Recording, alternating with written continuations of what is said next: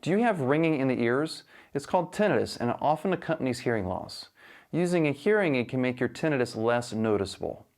Hearing aid users report varying degrees of tinnitus reduction. If you use hearing aids but still have bothersome tinnitus, ask your provider about adding a tinnitus masking sound for tinnitus relief. These sounds are often built into hearing aids and can easily be activated by your provider. Today's hearing aids can also use Bluetooth technology to stream therapeutic sounds for tinnitus directly from apps on your smartphone.